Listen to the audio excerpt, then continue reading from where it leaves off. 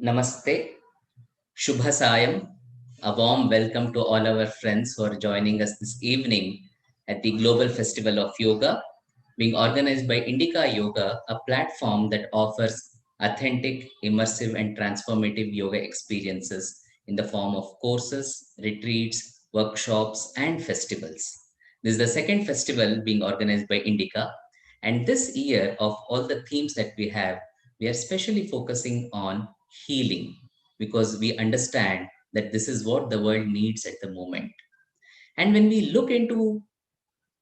try to understand the process of healing, we realize that there are many ways, multiple ways, which is made available to us to heal ourselves.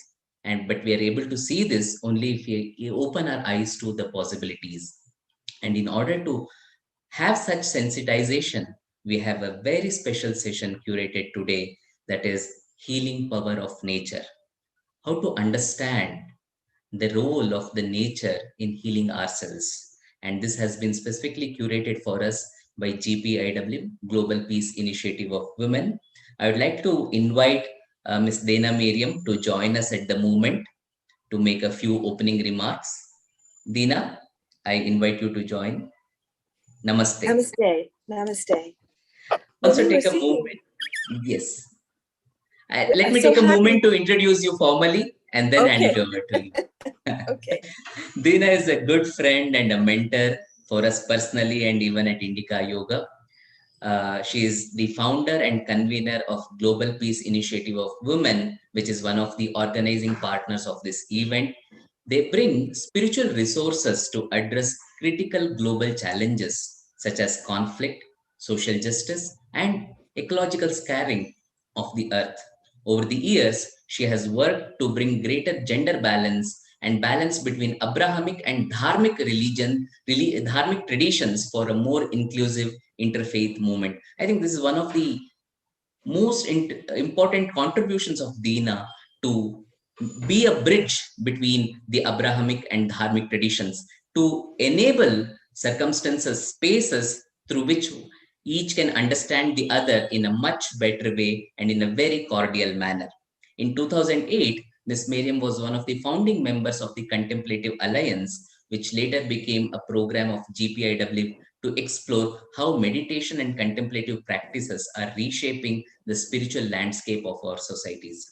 For over 40 years, Dina Miriam has been a devotee of Paramahamsa Yogananda, a practitioner of Kriya Yoga meditation, and a student of the great texts of the Vedic tradition. She has received her master's degree from Columbia University in Sacred Literature and has served on the boards of Harvard Center for the Study of World Religions, the Interfaith Center of New York, the International Center for Religion and Diplomacy, and many other foundations. So we invite you, Dina, to lead this session, to make the opening remarks, and then make a wonderful beginning of this session. Over to you, Dina. Thank you. Thank you, Vinay. I hardly identify with that women anymore. But when we look at our past, it is often that way, that we've come so far in our journey. And in my journey, one thing I have discovered, to my great sadness, is the suffering that we have caused, that we are causing to the natural world, to the animal, plant kingdoms, the sea kingdom, to all the different nations of life on this planet.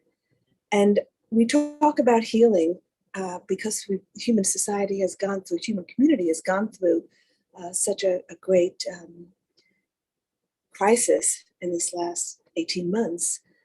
We can't heal our society until we acknowledge the suffering we've caused to the natural world and begin to heal that. And so this is something that's been greatly on my mind for the last few years and has become the center of GPIW's work now, is the healing of our relationship with the natural world. It wasn't always this way. Back in the higher ages, we lived in harmony with the natural world. It's only in the last few thousand years that we've separated ourselves and developed this domination mentality where we're not even conscious of how we dominate and destroy so much of life. So when I thought of how to set up a conversation around this, I thought of my dear sister and friend, Amaji, who I've known for a long time, who very much lives with the consciousness of the Vedic time, when we lived in harmony, when we were receiving the blessings from the natural world, from the sun and the waters and the rivers, and we were giving back in gratitude for these forces that sustain life. That's very much the way she lives today. And so I wanted her to talk and share with us her experiences of what it is to live in harmony, to express gratitude, and to heal our relationship with the natural world.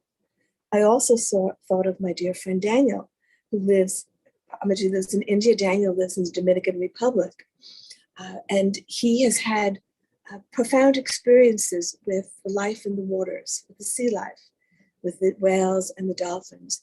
And he can understand them and communicate with them, know of their suffering, know of their healing powers. And I learned from him the healing that takes place when one enters into a relationship with these beings of the sea. They have tremendous healing powers. And so the shift in consciousness that we need to undergo is to come again into relationship with all these communities of life. And so I'm not going to speak any more about this. I'm going to let them be in conversation. And after they've talked about how we can experience healing through coming into relationship with these other communities of life, I will share a story of how I came to this realization. So I will now turn it over to Amaji and Daniel.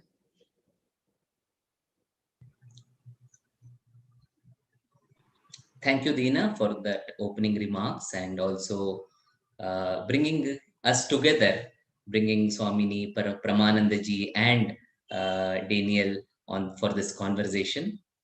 I would like to now invite Ammaji. Swagatam Ammaji, pranams. Namaskaram. It's an honor to introduce you formally, Ammaji. Let me take a moment for that. Swamini Pramanandaji, also affectionately known as Ammaji, is the spiritual leader and visionary behind the organization Purna Vidya, which is based in Coimbatore, Tamil Nadu. While still a teenager, Ammaji lived in a traditional Gurukulam and studied Advaita Vedanta with her first teacher, Swami Dayananda Saraswati. Swami Dayananda Saraswati, as many of us know, was one of the greatest masters of Vedanta in the modern times. And we are blessed to know, who have heard him, or we are even blessed to know that Ammaji was his student, and that's where all her strength and vision comes from. Ammaji eventually became a monk and a spiritual teacher herself. For the past over 40 years, she has been sharing the vision of oneness and harmony with seekers around the world. Swamini Pramanandaji is one of those rare teachers who understand the intensity and challenges of the spiritual journey and can communicate these ancient teachings in a way that is both relevant and meaningful for the modern spiritual seeker. And this is what brings all of us to her feet today to explore, to understand how nature can heal us. What have we done so that we need to be reminded of how we can harness this power to heal ourselves and through connecting with the nature. So with this brief introduction, I request Ammaji to lead us from this point onwards. Pranam, Ammaji. I'll just offer a very brief prayer to Goddess Ganga, to the Himalayas, and to that spiritual anchor of our planet to guide humanity in its own self-healing process. Om Namami Gange Tava Pada Pankajam Surairavandita Divya Rupam Bhaktim cha muktim cha dadasi nityam भावानुसारेण सदा नराणाम् जय जय गंगे जय हर गंगे जय जय गंगे जय हर गंगे जय जय गंगे जय हर गंगे जय जय गंगे जय हर गंगे जय जय गंगे जय हर गंगे जय जय गंगे जय हर गंगे जय जय गंगे जय हर गंगे जय जय गंगे जय हर गंगे ओम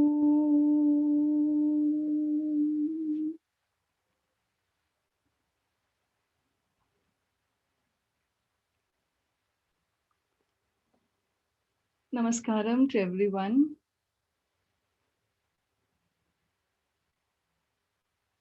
A very beautiful, a very important, a very contemporary topic we have this evening, the healing power of nature. To really understand this, I often hear people talk about we need to heal nature. We need to, reverse the damage. And I strongly do believe from what my tradition, my life, my scriptures have taught me. And that is that nature needs no healing from human beings. Nature is self-restorative. There is balance, there is imbalance, there is harmony, there is disharmony. There is order, there is chaos. These are all possibilities in nature. But one thing is for sure, that there is a default state in nature, and that default state is always balance, harmony, and order. It is not that nature requires healing. I really believe it is we human beings who require a lot and lot of healing. I say this because we are the only life form on earth that can exercise this choice. We have the option of making choices that can lead things to an imbalance, to a chaos, a disturbance, or we can choose to belong. We are also nature. Nature is not something outside of us. We are nature. We are part of nature. We are, this very body is nothing but five elemental, made of five elements. What else is nature outside of five elements? And therefore, we are part of a nature.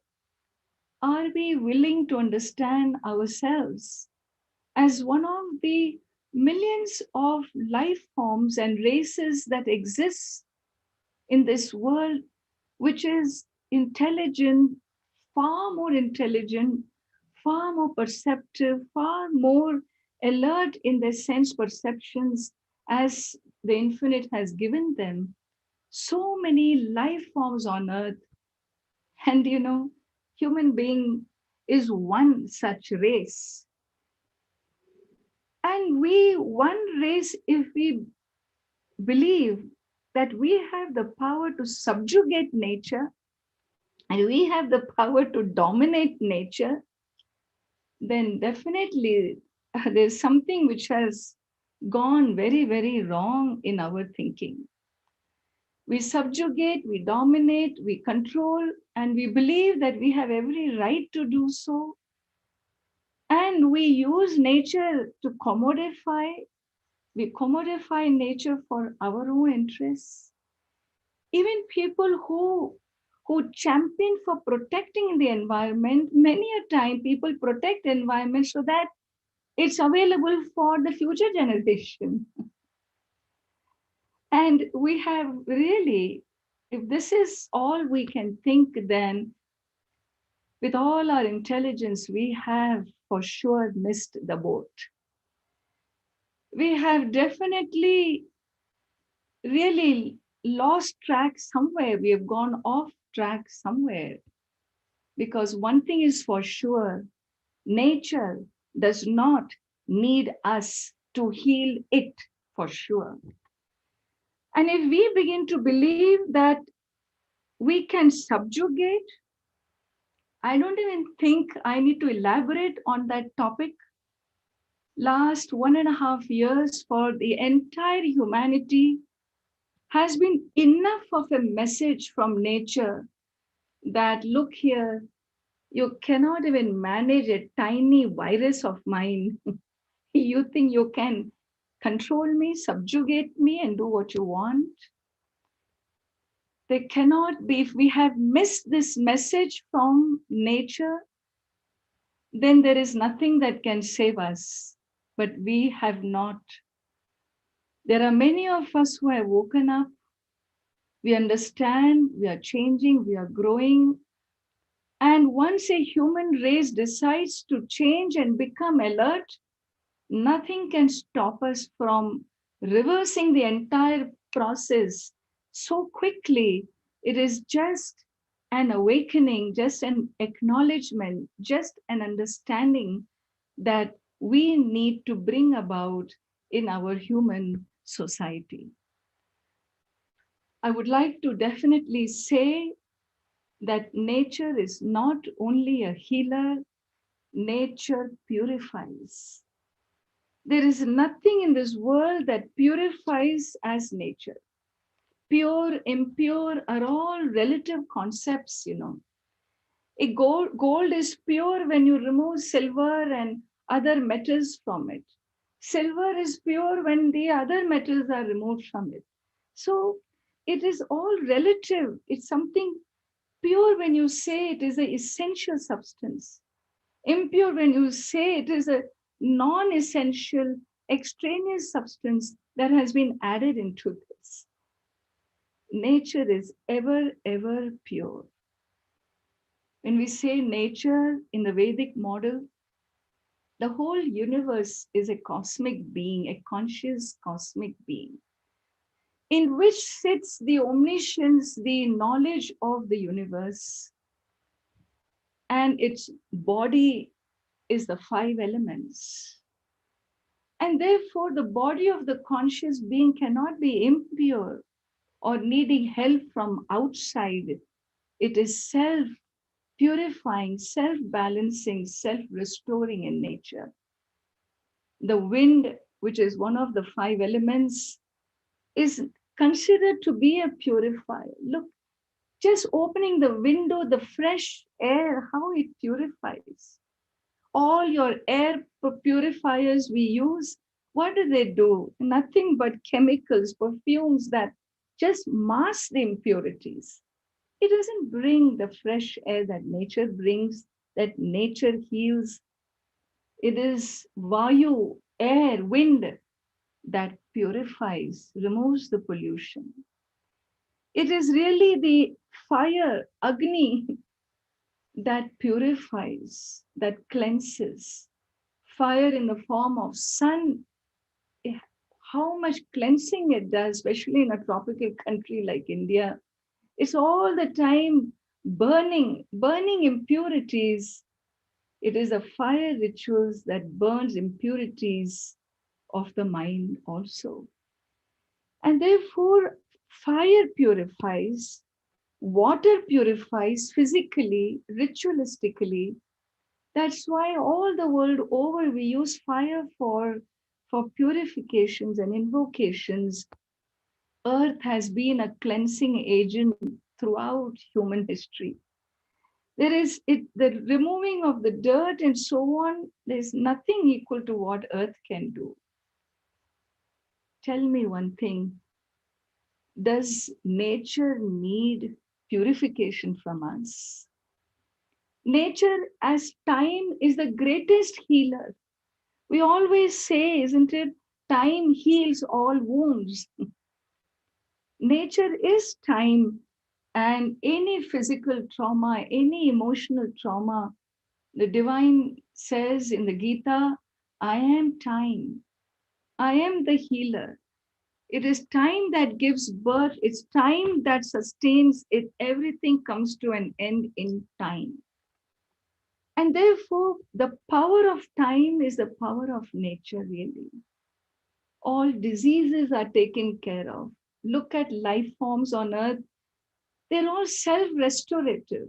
If an animal is sick, it first thing it does is stop eating. 3 days, 5 days, 1 week, whatever it takes to restore its healing capacities, nature always restores itself. Nature is not punitive.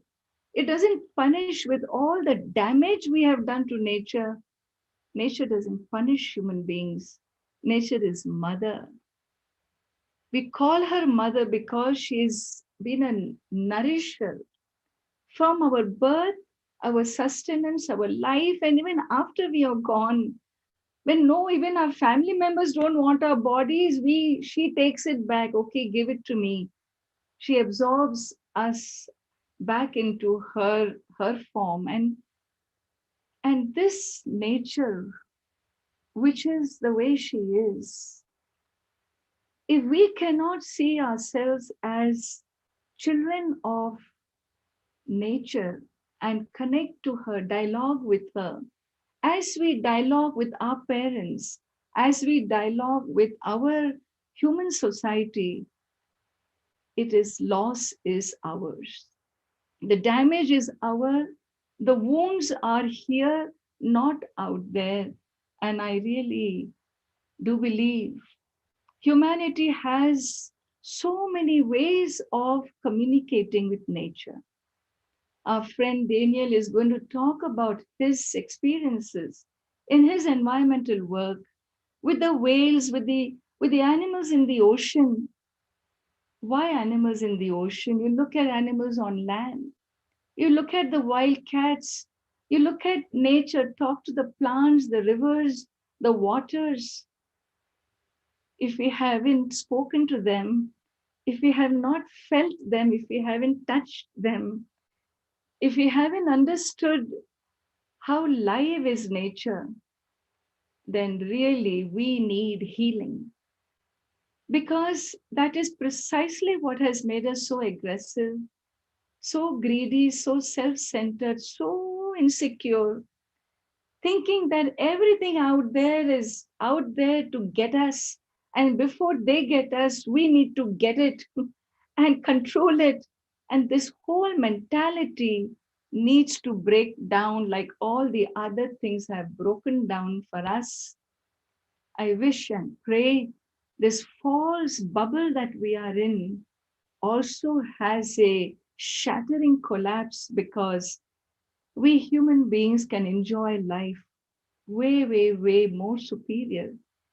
We can grow as a great civilization if only we know how to touch those waters, we know how to touch those plants.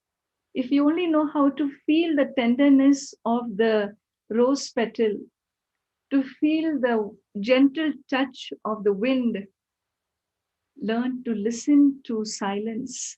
If only we move into that space within, I do believe, I really do believe that the answers are with human civilization. Life on earth is not a problem. The problem is us. Solution is us. And therefore, I know I'm making statements, but there is nothing else left to do. We have been talking, appealing. For civilizations, for thousands of years, the Vedic culture has shown us in umpteen ways that nature is sacred, that there is nothing not sacred, that life is sacred, that I am sacred, you are sacred, plants are sacred. There is nothing secular in this world, is the declaration of the Vedas, and they cannot be wrong. Their life in this civilization is time tested for thousands of generations. And so, those of us who have had the privilege, the blessing to acknowledge the Vedas and learn, if we cannot go into our own heart and open it up to nature, then let us reach out to the scriptural traditions, the classical traditions, living traditions that talk about one big truth of the world. The opening words of the Veda is Isha Vasyam Idam Sarvam. God is everywhere, not in heaven, everywhere. The sacred being is everywhere. Yes, he is everywhere. But let me tell you, his hometown is India. Reason being that this is a culture that learned how to see that in day-to-day living, to interact with the divine, talk to him, talk to the life forms around, protect them, take care of them. This is what the culture gave us, this vision gave us. I appeal to all my Indian friends, instead of searching everywhere else, in your hometown is your treasure of truth. Please tap into them. Answers are with us. Culture is with us. Forms are with us. Ways of communications are given. If we don't have it in our heart, let's go into our books and our roots and learn to enjoy life in its truest, most beautiful sense. We don't need a family. The entire earth is our family. And celebrating life is celebrating life with our earth family. With these few words, I thank you all for giving me a chance to share my heart, my soul with my human family. Thank you all. Om Tat Sat. Pranam Samaji, and thank you for declaring the message of the Vedas, Isha Vasyamidam Sarvam. I think this is one of the loudest and clearest messages as to how we need to connect with everything else around us. So thank you for that. And with that, we'll move on to our next presenter of the session, Daniel. Daniel, may I request you to kindly join us?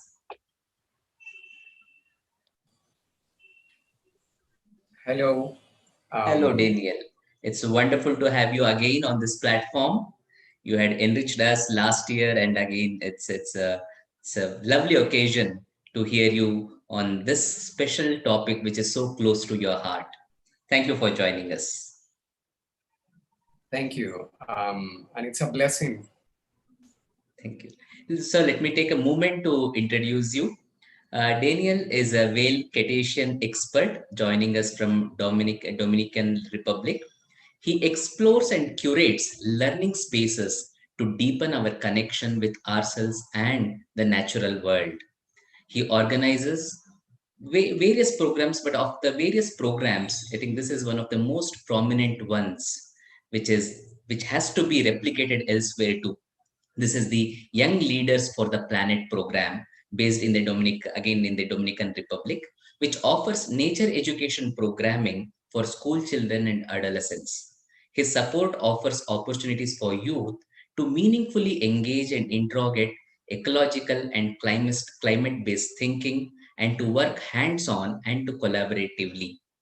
The students are instructed in a number of interdisciplinary areas, which includes ecology, biology, sociology, ethnobotany, permaculture, mindfulness, and conflict management. I think this is one of the best education that students or young children can get. And with this background, they take field trips to ecological sites, design sustainable projects. In fact, they are allowed this space to design sustainable projects and more. He's also the co-organizer of the Eco-Activism and Indigenous Wisdom virtual program aimed to empower Latin American youth activists. Daniel is a facilitator of work that reconnects, co-creating and holding space for bringing together traditional wisdom and contemporary science with the purpose of experiencing inner harmony, community bonding, and service to the earth. As you could all see from the work he's doing, his key focus is on nurturing deep connections between humans with all elements of nature, especially with dolphins and whales' consciousness. And we have heard that Daniel speaks, talks, laughs with the whales, helping to restore a benevolence between humans and other life on this planet. I mean, this expression itself is so beautiful. If we can look to each other, human life and all the other life, in a respectful manner and in a benevolent manner, it would be a wonderful paradise to be in. So this, with this introduction to Daniel, I'll now request Daniel to lead us. Over to you, Daniel. Thank you very much. I also want to thank especially GPIW and Amaji for her beautiful sharing, which I agree with all the wisdom that has been shared by Amaji. And I want to continue one of the ideas that Amaji shared, that is that nature, Mother Nature, is self-healing, that it doesn't necessarily require us humans to do anything. It's like we have to heal ourselves and to become conscious. And something that I've been deepening recently, it is in a scientific field that is called bioacoustics.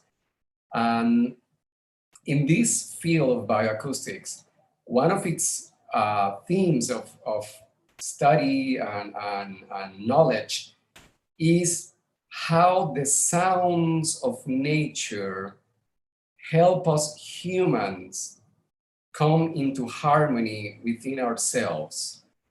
And what is interesting, because this is a knowledge that has been known by millennia, by the rishis, by all the indigenous communities that I know from the Americas, for example, in South and Central America. It is one of the key wisdoms that when you are peacefully in nature, you become harmonized within. So what this scientific research is doing is confirming what the ancient traditions have known, and is providing some information that maybe for mindsets that has a more Western influence, like in the culture that I have been born, it could be very interesting to know. For example, now it's scientifically proven that if a human, let's say that you are listening to me, you go into a forest or you go into a river, especially if you go by yourself, and it's a healthy forest, it's a forest that have original trees that has been there for in a natural way. So let's say it's a forest that remains and retains its some of its original energy. When you go into the forest integrates you. The forest assumes you are part of the forest. And because of that, the forest senses you. And if there is something in yourself that is not in harmony, let's say you have a negative emotion in that moment. You have a fight when you were at home, you are worried because you have some work problem, because you are having problems in the university, in your house, and there's something emotional that is affecting you. The forest can sense that because the forest is alive. The forest is an intelligence. And when you are in the forest, you are part of the forest. So what happens? So what happens is that the insects and the animals that are making sounds in the forest, and when we say sounds, we have to remember that sounds are frequencies, right? Every sound has a specific frequency. So we can say that in nature, insects and animals, they are in the nature way, they're chanting mantras. They are connecting to a specific frequency that is helping to harmonize the nature itself. So what happens is that after 20 minutes, the sounds that surrounds you are going to change.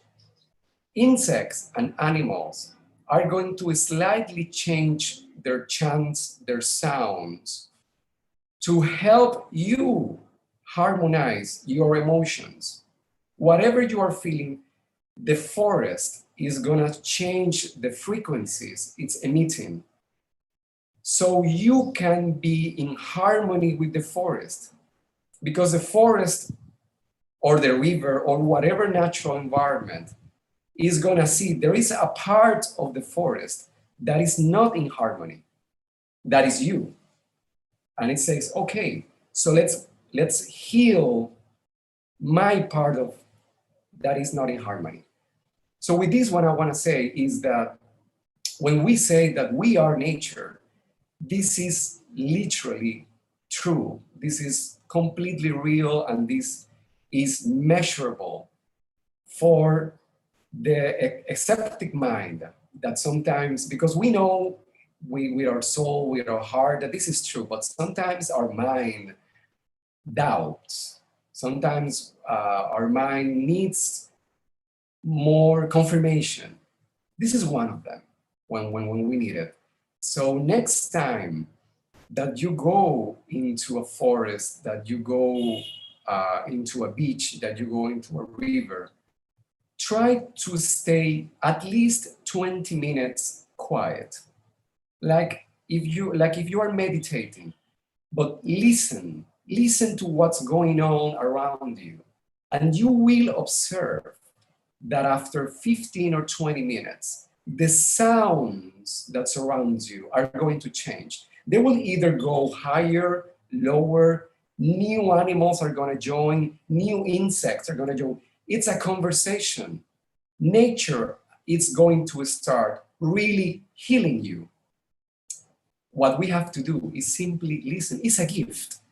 We are just being asked to surrender, to become aware that we are part of nature, and we just need to let ourselves be connected and allow that healing to happen. We don't have to do anything. And as Amaji says, we don't have to do anything. Or what we have to do is to stop doing things.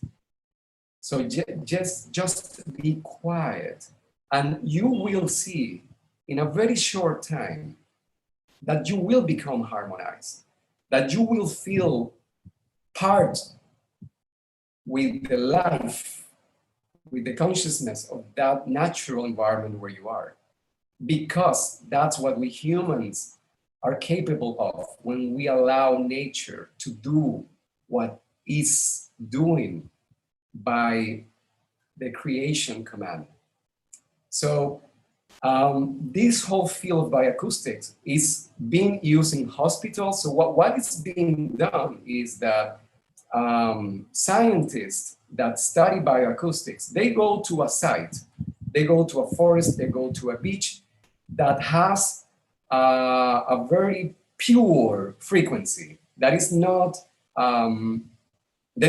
interference from distortions of human actions, and they record the sounds. And when you listen to that sounds, even you can be in your car, you can be in your house, in your work, and if you listen to these sounds, even very quiet for 20 minutes, your body, your being is going to connect to the intelligence, to the frequency of that place, just listening to the sounds.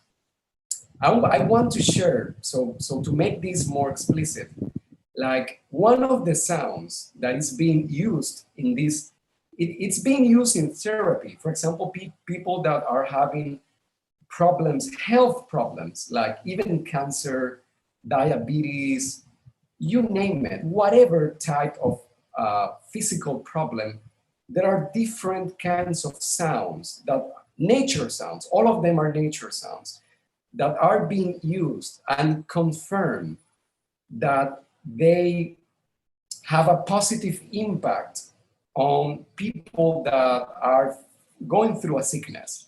So one of the sounds that is being used is actually from a river of India. And I find that many of you will be interested to know that one of the sounds that is being used is from the sacred river of India, the Tungabhadra. So the Tungabhadra is being used basically, and speaking more in the yogi perspective, to invigor the first and the second chakra, to provide more connection to the earth for people that are having that difficulty. So I'm just gonna play 30 seconds of the sacred river Tungabhadra. So in these 30 seconds, I mean, properly we should listen to this at least 20 minutes, but so try to connect to the consciousness of the river. This is a sacred river of India that is being used in hospitals, in psychological settings to help people. Just the sound is connecting to the sacred consciousness of the river. I found this fascinating, and I find this a way of how people living in a city, people that are disconnected, living in countries, in cultures that already lost the sense of sacredness, how this is helping so many people to connect again with that. So just listen for a couple of seconds. This is the sound of the river Tungabhadra.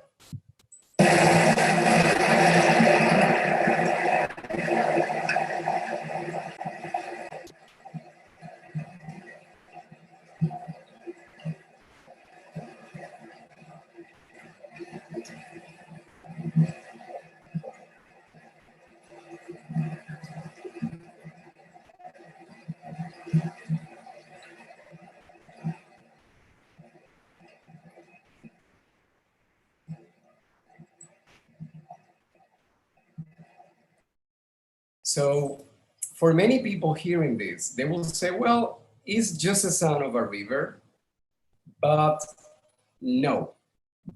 Your soul, your spirit, and your body can recognize the specific frequencies. Maybe your ear cannot distinguish this sound from another river, but your being recognizes and receives the direct frequency of that sacred river. And that happens with any forest, with any beach that has that purity as that part of the river that was used for this recording. So next time that you are in nature, listen, pay attention, and surrender, because you are being connected to the wider intelligence of the universe that is channeled by nature, by our mother nature. Something that was also shared by Amaji and by Dina, and it was introduced in my profile. And it's one of the things that I enjoy the most, is to help and to share with other people that we are surrounded by intelligent beings. We have been wrongly educated to think that we humans are the pinnacle of creation, that we are superior, that we are to be dominating the rest of nature. And one of the things that I feel help us humans to become more humble is to engage with other beings that share intelligence. All beings has a sacred intelligence, but especially the whales and the dolphins, because they're also mammals, because they have brains bigger than we have as humans. it's so obvious, it's so visible that they are so deeply sensitive. And in this, I want to join Amaji that India has been a pioneer on recognizing this. And it's not a coincidence that India has been the first country in the world that declared dolphins to be non-human persons. This is super interesting. And this is a legal evolution, I will say revolutionary. It's maybe going to take many years for the rest of the world to follow on. But India is the first country in the world to recognize legally that a dolphin is a person, which means that it's recognizing that an animal has sentience, intelligence enough to be legally protected and treated as a person. It's being called a non-human person. So India has this deep awareness, and it is not a chance that this happen in India. So it is already happening that this evolution of consciousness for the rest of humanity, because in the history of humanity, always many humans has known that all life is intelligent, all life is sacred. And I want to share a video that, let's say, where I have the experience to connect that directly, not in my mind, not in theory, but to be present in a moment when that was happening. A few years ago, together with my wife, we organized and we invited a couple from Mexico that they are also well whisperers. They can talk to the whales and listen to the whales. And we invited many people to come to a boat and to go and be with the whales. So the whales, the day before we went to the sea, one of the whale, actually what we call the mother whale, is the mother consciousness of the whale. She said that the whales were going to be doing an energetic work on the sea. That can sound very mystical, but that was exactly what we received. And they say, if you humans wants to join, please, you are invited to be with us and to share the experience and to participate. But we have no idea how that was supposed to happen.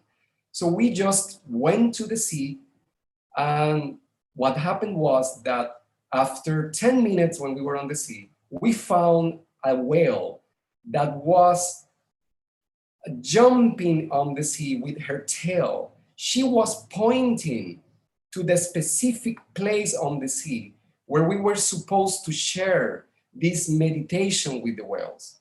And we were with a biologist, and she told us that that behavior, she moved up her tail 9 times in a row. She said, the biologist, that that's a very rare behavior of a whale, that she has no biological explanation of why a whale was doing that. So it means that this whale was communicating with us. She was completely aware. She was showing us where we have to stop, and we did. We had a microphone.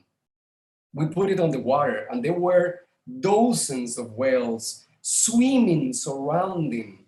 And I want to share a minute of that experience so you can also feel, and I will just ask you to connect to that moment, connect to the intelligence, to the wisdom of that immense being of the sea that is engaging in a silent conversation with humans. And we are together creating a beautiful moment.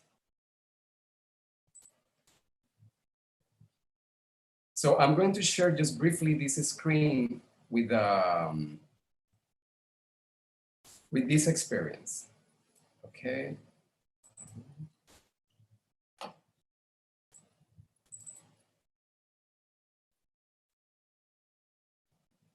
Okay, so hopefully you will see it right.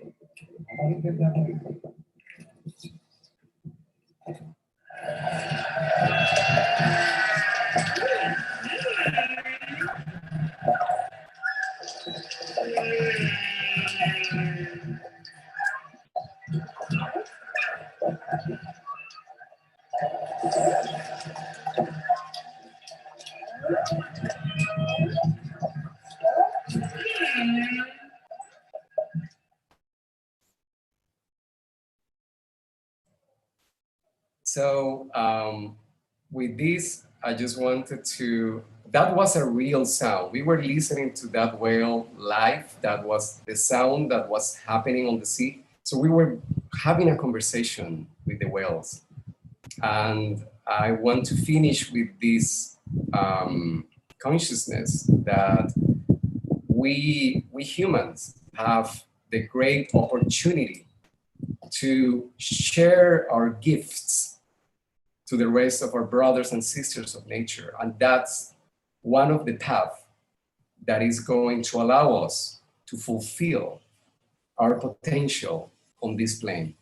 Thank you so much. So as Amaji says, we're gonna open for some moments for questions and answers. And again, it's a great blessing to share this wisdom.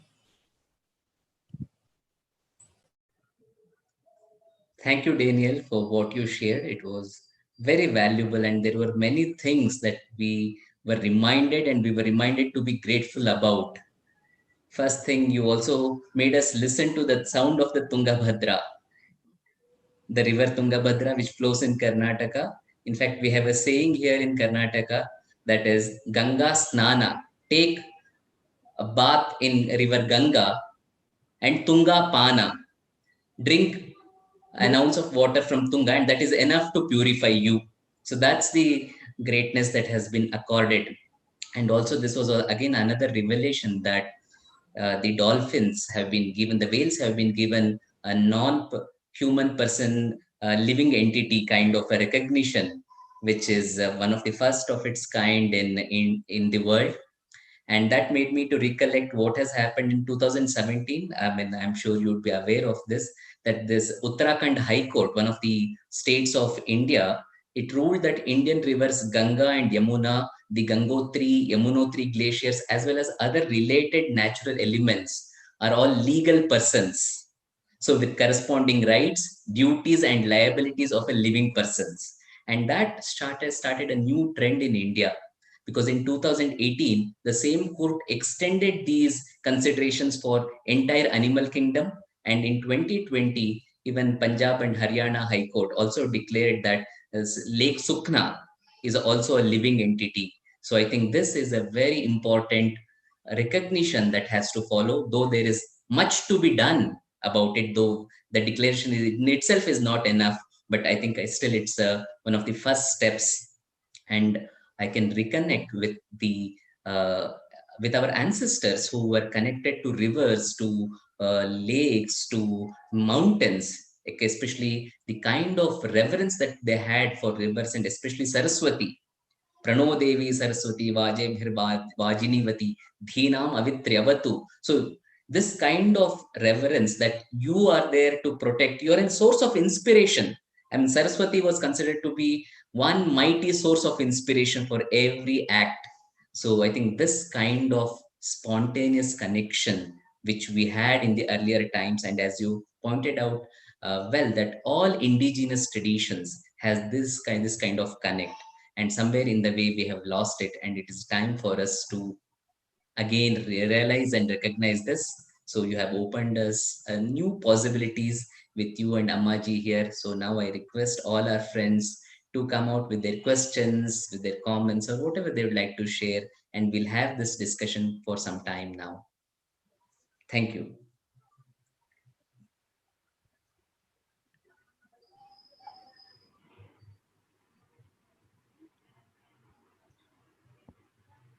Yeah.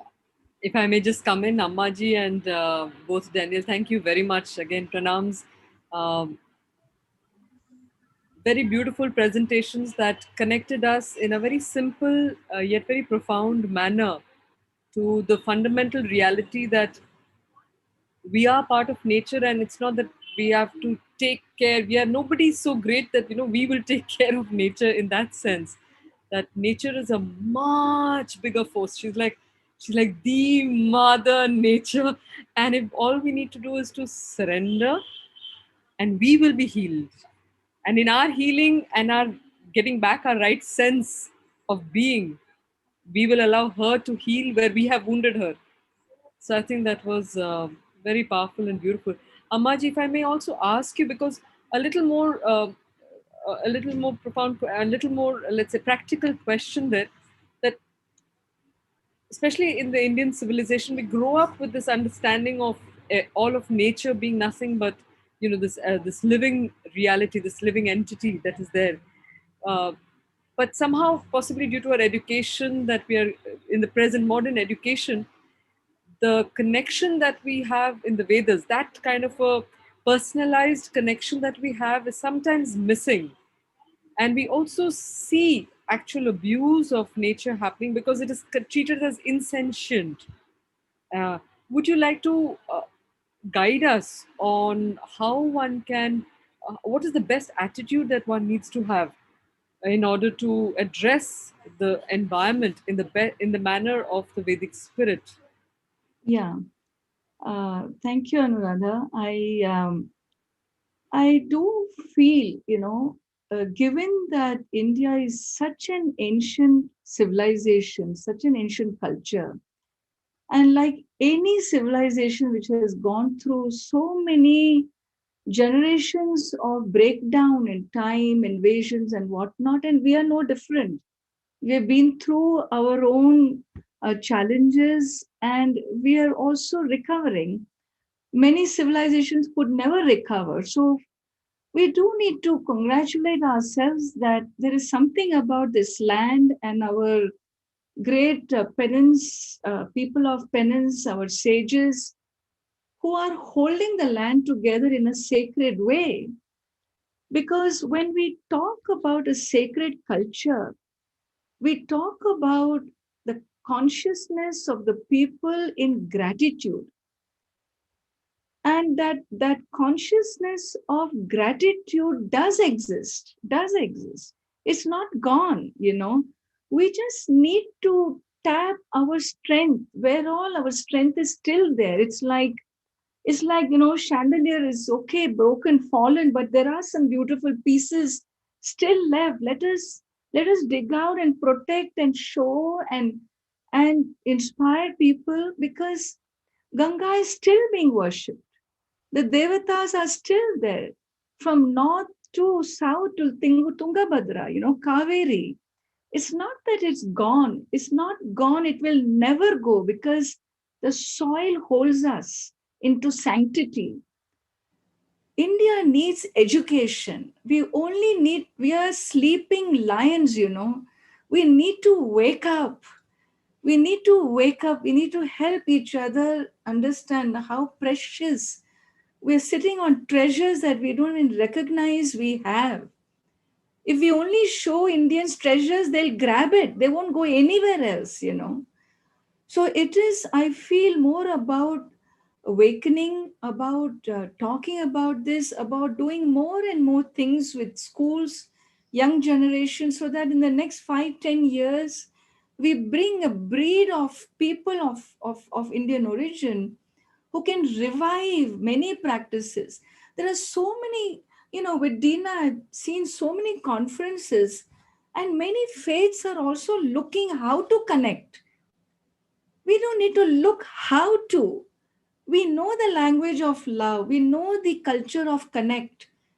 And beautifully, Daniel showed us, just listening, simply being able to sit silent, we can listen to nature just like that. And so we have how many tools we have. I feel that gratitude is an important attitude to hold on to, and reverence is the other important attitude. If we can only hold on to these two attitudes, gratitude and reverence, everything will come back to us. And we need to just, we all are doing such powerful work. With Dina, it's been, one thing I felt attending these global programs, I used to think we have so many answers, we need to get it out there. But no, every world civilization have these answers. We just need to be more and more of us arriving at the baseline. That's all that it will take. And I think we are all in the right direction. And so many our own lovely, lovely family we are meeting, people who think alike. And I think that's what matters today. Yes, I thank you for that very easy solution in a sense to just feel that gratitude and reverence. And Um, practices, create practices where we manifest it. yes, like what Daniel is doing and his country, I think he is very, very effectively facilitating youngsters to discover this connect. And I think what you said was really beautiful and also scientifically very, very pertinent when you said that everything, nature is has her own vibrations and frequencies. So if we know how to listen, those frequencies of harmony will harmonize the cacophony within us, and Yeah. that's why we feel so good to be in nature, because it's not adding to our noise in any way. That's very, Yes. very beautiful. Yes. Yes. I don't know if I see the Dina ji also would like to add something, because you refer to her work and she has a few stories to tell. So Dina ji, please, over to you. Well, as we're coming to the end of our time, I'll just share a quick story. I had been with Daniel, 2 dialogues, one in New York, and this was a few years ago, and one in Japan, where he played the Song of the Whales, which was haunting. Actually, it stayed with me long after. And one could realize the intelligence of the whales through his stories and through listening to their songs. We had come back from Japan, and I set out to go to Poland for the UN climate conference. It was a few years ago. I was en route to the climate conference when I was awakened one morning with a dream vision. In the dream, I was in my apartment, which is on the East River in New York City, and I was standing looking at the window at the river, when I saw a huge whale swim up the river and stop right in front of my window, right in front of my apartment, and look up at me. Mm-hmm. And I looked at the whale, and in that moment, there was a transmission. And I found myself saying to the whale, "I hear you." I woke up. The next day, I was at the UN climate conference. And I said to myself, I've just agreed to represent the whales at this conference. And so I went to every session I could on the seas. And of course, there was no mention of the sea life. It was all about how climate change was impacting the human community, tourist assets and such things, sure, hotels and all that. No mention of the sea life. And I was horrified because I had just developed this kinship with this species. So that was a few years ago, but since that had an enormous impact on me, because before that, even though I'd heard Daniel talk about the whales, it was conceptual, it was theoretical, but this was a direct experience. And having had that direct experience, I've not been able to shake myself of this kinship that I now feel. And so I pay attention to what's happening in the seas. I just read there was a huge heat dome in the northwest of Canada and the US. They say 1 billion sea animals may have died during those few days of that heat dome. 1 billion animals. We don't live in this consciousness.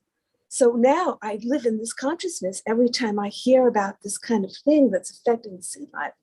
I say to myself, what kind of species are we, this human species, that doesn't care about this, that we don't care about the suffering that we're inflicting on our kins, our relations, all the forms of life. So how can we deal with this on a day-to-day basis? This is part of healing the human community, helping us evolve to a higher state of consciousness. So I think of all the animals that are suffering through the billions that are killed through the meat industry. There was just an article recently I read about UK, England is now grappling with how to recognize the rights of animals. They mention lobsters because we put lobsters alive into boiling water. I was last week in Maine, where lobster is the big industry, and everywhere, every restaurant sells lobsters. And yet when we think of how we treat the lobsters, they're sentient beings. We drop them into boiling water. Well, there was a time when people used to do that in the Middle Ages to humans. They would put them into, as a punishment into boiling water. We've outgrown that. So we have to outgrow a lot of things. I am a farmer. I have a small garden in my house upstate. And so I spend time with the soil. Daniel talked about the healing power of the forest. I feel it with the soil. I've learned that the soil has healing energies, and working in the garden has an enormous impact on me. I try to spend part of every day, working with the soil, working with the plants, working with food. And I think that's something that almost everybody can do. Even if you don't have a plot of land, you can have a tomato plant. You can have some form of relationship with the food, growing the food that we eat. So there are many things that people can do to come again into a relationship with this vast and beautiful world that we live in. And so that's when we talk about the healing power of nature, it's really healing ourselves. I agree with what Amaji and Daniel said. Nature will heal itself. Nature has tremendous potential. It's gone through how many different extinctions the world has gone through, and the world just keeps regenerating new life forms. There's an ever regenerative, ever renewing power within nature to regenerate itself. And if we watch nature, we can see that we have a lot to learn. There was a Shinto group I worked with in Japan for many, many years, and their motto was, nature can teach us everything. And so I'll end with that. Nature can teach us everything. And I want to thank Indigo Yoga, especially Vinay and Anu, for inviting us for this partnership during this Festival of Yoga series. And thank you, Amaji and Daniel, for joining us for this important session on the healing power of nature. And I'm very happy for this long-term partnership that we have. And I look forward to our next session, which I think is next week. So thank you everyone for joining us. Thank you very much, Deenaji, for for your own personal experience with the whales, and why nature is so important in this work of. It's very interesting because you do a lot of work with interfaith, but this is a faith which also includes the animal kingdom. It's another kind of a direct Dimension. connect. Yeah, it's another dimension of a direct connect with the supreme that they have. And we are actually we are very privileged to be allowed to participate in that, and uh, be responsible members of that larger community, that committee, of the cosmos, possibly. So thank you for that, those words. I think our work has shifted from interfaith to interspecies. Yes, yes.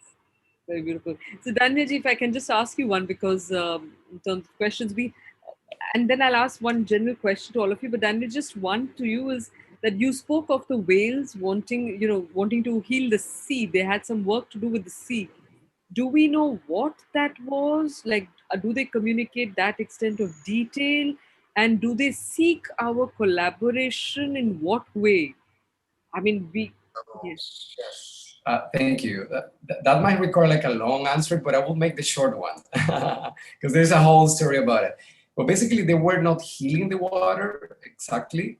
Actually, those waters are protected, so that's a beauty of it. It's a sanctuary.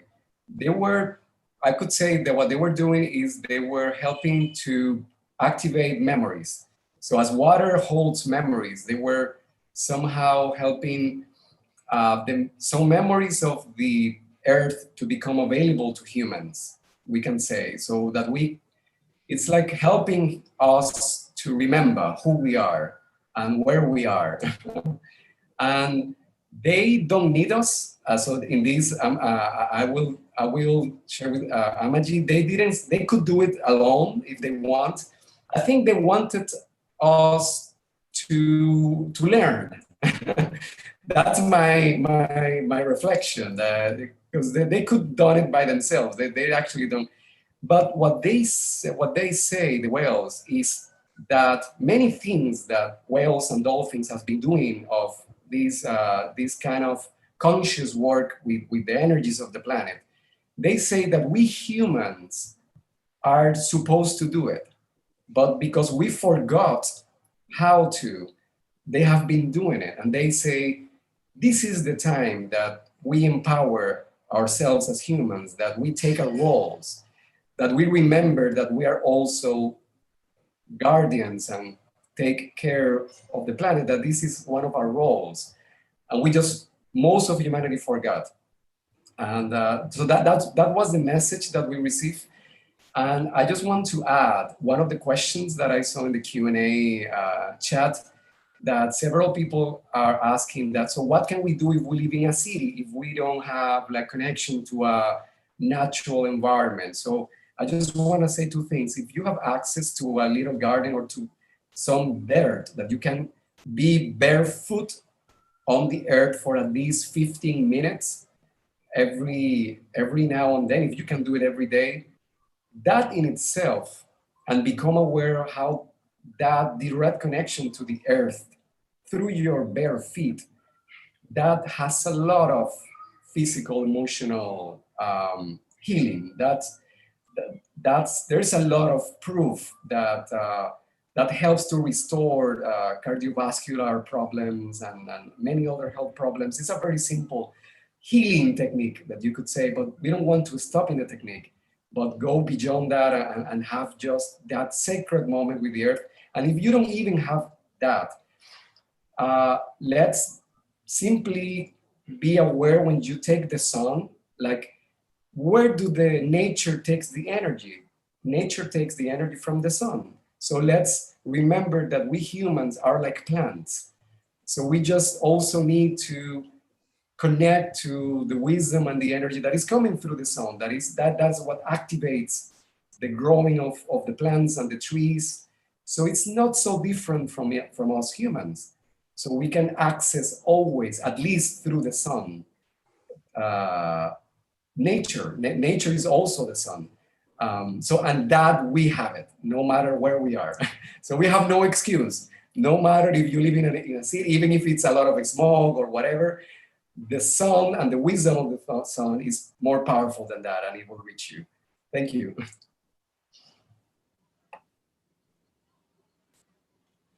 Vinaya, yeah. Yes. Yeah. Thank you, Daniel, for those simple suggestions, practical suggestions. In fact, this is, I think, this answers many people's queries here as to how they can connect with the nature. So walking barefoot or connecting with the sun. But I'm also reminded, we had an expert few days ago on one of our panels here, and who was sharing that though India has abundant of sunshine, sunlight and all, it's fast becoming a vitamin D deficient country just because of our lifestyle. So this is something that we really need to be careful about and thoughtful about. So thank you for reminding us this reality. I'll also like to take up this question to both of you and including Dina here. This is from Sayantan Chaudhary ji. I think this is a very genuine question that comes from the need to seek balance between development and impact on nature. He asks, how do we as modern human beings whose sustenance depends on exploiting and oppressing Mother Nature, maybe the words could be different here, but still exploiting and oppressing Mother Nature and other human beings, how do we pause to take a stand for nature at the risk of facing hunger, suffering, and stigma in an industrial and technological era? How do we bring a balance between this? Because on one side, we need to gallop towards lifting people out of hunger to give a dignified life. There are large sections of populations across the globe which are seeking minimum dignity. And on the other side, uh, this seems to this seems a possibility with the negative impact on nature. So how do we balance this out? Well, if I may say, I don't think one has anything to do with the other, because centuries and thousands of generations has grown where our ancestors never destroyed nature to save human lives. That this was never the equation, never ever. I mean, our whole intelligence, human intelligence, is meant to recognize that planet is not just meant for us. It's not an egocentric system, you know. The egos have to surrender to being planet centric. Nature, it's not that nature lacks resources, that nature lacks food for human beings. When it can provide for so many of its species, I mean, do we lack food? Do we lack shelter?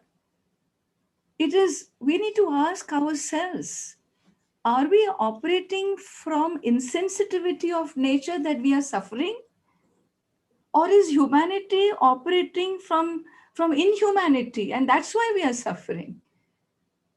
You all have all these big statistics of, you know, the 0.1% of the people of our population earns two-thirds of the resources and all these. Let us not forget those figures. You know, they are gaping truths of our society, and this goes to show that we need to be very blunt and frank if we want truth. And the truth is, we are greedy, we have been aggrandizing, we have been under a false belief system that by subjugating nature, by commodifying things, by dumping chemical waste in Ganga, and by, you know, all your junk, just as long as I don't see where my junk goes, it doesn't exist for me. So let it be my neighbor's problem and let him push it down to his neighbor's backyard. This whole psychology has to change. You know, we need to have ownership of our actions. And if we as a humanity decide that not one human being will go empty stomach, human beings that could send people to the moon, to another planet, to achieve so much, we cannot achieve this much that we will see to it that not one human being dies of starvation. We have not made a decision yet.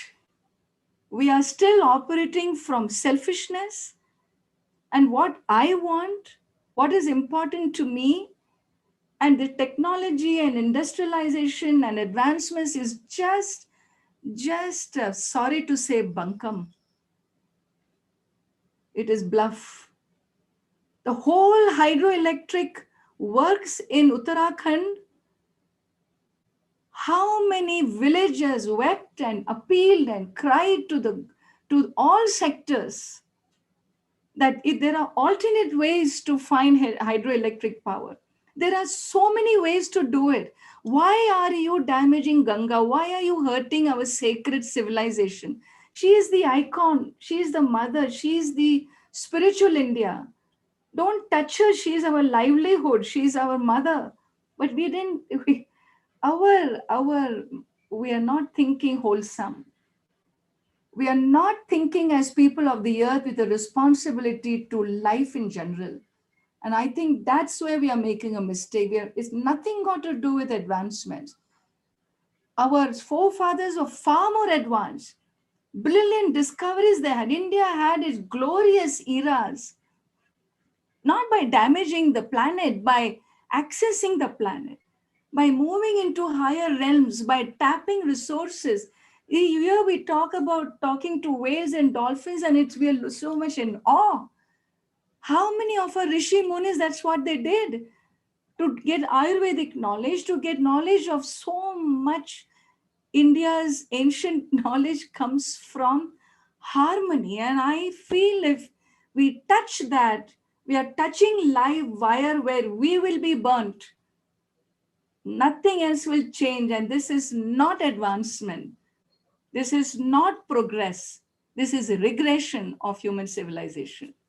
Sorry to say, this is in my heart, I see this as a fact. Okay. And I pray we all wake up. We wake up because we have so much more to celebrate, and our people are waking up. Using technology, let us use the same technology which has brought us all together on 1 hour, one platform. How many countries people are together today?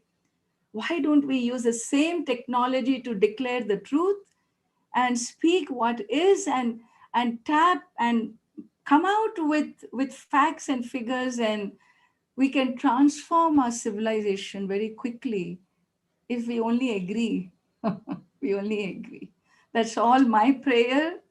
And I'm sure all our prayers to the divine to bring some good sense in our heads. Yeah, human heads. Thank you. Thank you, Amaji, for that powerful and heart-touching response to this question. Daniel, would you like to add anything quickly? Yes, I just feel that, and being in agreement with energy, is that we have the opportunity to become real humans. And we Yes. will do that when we understand that we will do so when we just allow nature to express in ourselves. So thank you again for this opportunity. It's been a blessing for me. Thank you. Thank you. Thank you. Dina, would you like to come in for this? Any responses or anything that you would like to share quickly? I think everything that needs to be said has been said. I think we all need to reflect in our own lives of how we can come into greater awareness and relationship with all the forces of life around us, with the soil, with the plants. I think it's on each one of us to reflect on this, what we can do in our own lives.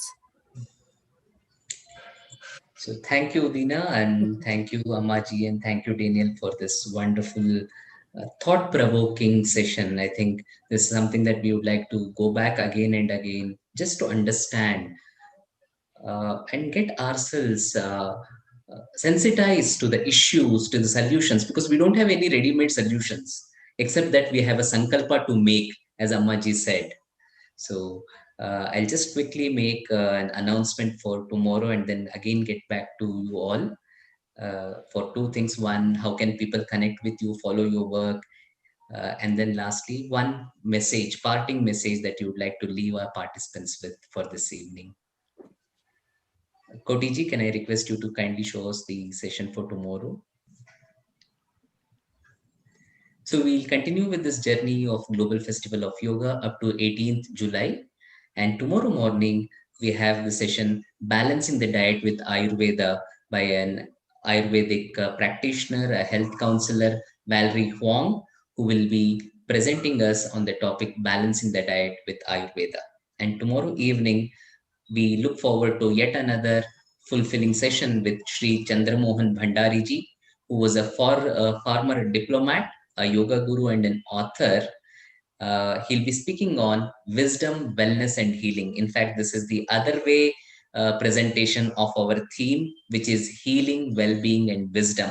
And he had a particular thought in mind, which was actually pointed out today by Ammaji and even by Daniel. There is a concept in Ayurveda which is about Prajna Paradha. And tomorrow he will take up that topic and present before us where as humans we are erring and where we need to bring in course correction. So that will be yet another fascinating session. I invite you all to join us for the ongoing journey. And with this, I come back to all of you for your contact details and also one last message. And Anu, maybe you want to come in quickly. Yeah, no, listening to Amaj, it was very powerful. In fact, I had goosebumps listening to all of our speakers here. But just a thought that struck me is one of the principles that all of our ancients across civilizations followed was the concept of actions that would have results in 7 generations down. So that kind of looking ahead for moment to moment decisions, I think is something that you very powerfully brought up very passionately and very. I sincerely hope your words will ring deep and bring transformations. Thank you, Ma. Thank you, Daniel, and thank you, Dinaji. Thank you very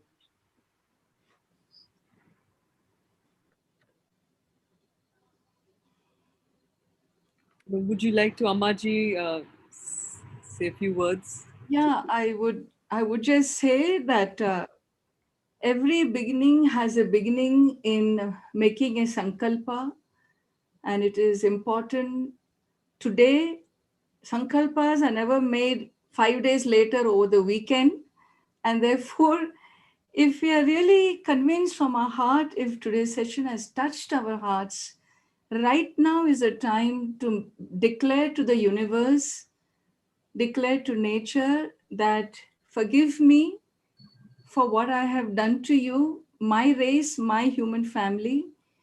And hereafter, I declare I will be your true child and protect my mother, protect you who has given me my life breath.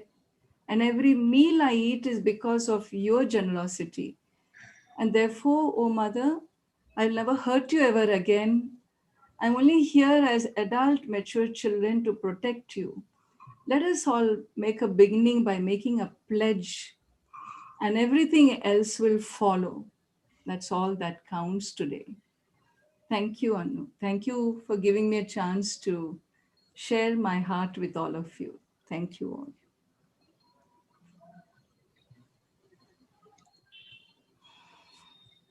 Daniel. I feel that it's so beautiful, the closing of Amaji, that I will like to leave that as the closing. So thank you, Amaji, for the beautiful prayer.